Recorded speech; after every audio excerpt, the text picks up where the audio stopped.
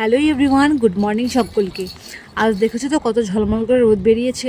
Last কয়েকদিন ভীষণ বৃষ্টি আর ওয়েদারটা একদম খারাপ ছিল, যার জন্য শীতের কাপড়গুলোকে ফেলে রেখেছি, সেগুলো আর ধোয়াই হচ্ছে না।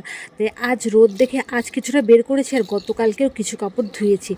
আজ তো সকালে রান্না করতে পারিনি, চলো একটু চা বিস্কুট খেয়ে নিই। জানোই তো আমার চা বিস্কুটের তেমন কোনো নেশা নেই, কিন্তু তবুও আজ একটু খিদে খিদে লাগছে আর ভাতটা হতে অনেক সময় লাগবে, তাই ভাবলাম সেটাই খেয়ে নিই। এখনই যদি আমি মাছ করতে বসে যাই তাহলে আমার অনেকটা সময় লাগবে, কারণ দু রকমের মাছই ছোটো ছোটো। তাই চলো প্রথমে কাপড়গুলোকে ভিজিয়ে রেখে এসে তারপর মাছ কুটবো। জানো তো আজকাল কথা আমাকে ছাড়া এক মুহূর্ত থাকতে চায় না, ও চায় সব সময় যেন আমি ওর আশেপাশে থাকি।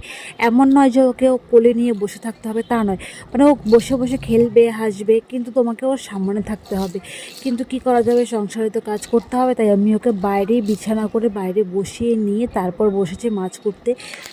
জানো তো স্ক্রিনে দেখতে অনেকটা সাজানো গোছানো মনে হয়, আর মনে হয় কত কাজগুলো কত তাড়াতাড়ি হয়ে যায়, কিন্তু বিশ্বাস করো এর পিছনে যে কতটা স্ট্রাগেল, ওকে নিয়ে যে এত সময় দিয়ে মাছ কাটা হচ্ছে কতটা কষ্টের, সেটা একমাত্র যারা যারা করে তারাই বুঝতে পারবে।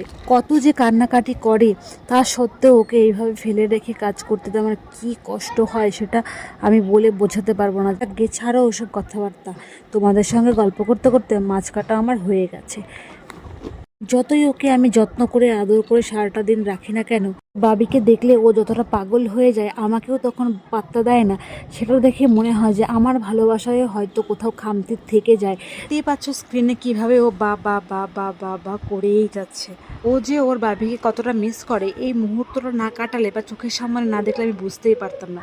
দেখো বাবি ঠিকঠাক মতো কথা বলছিল না বলে ও ঘাড় বাঁকিয়ে ওর বাবিকে দেখছিল যে কেন কথা বলছে না। সন্ধ্যাবেলায় প্রিয়া গিয়েছিল বাজারে, ও কিছু গোল্ড এক্সচেঞ্জ করে কিছু গোল্ড নিয়ে আসবে বলে।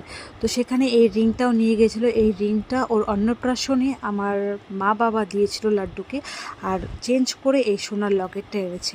কেমন হয়েছে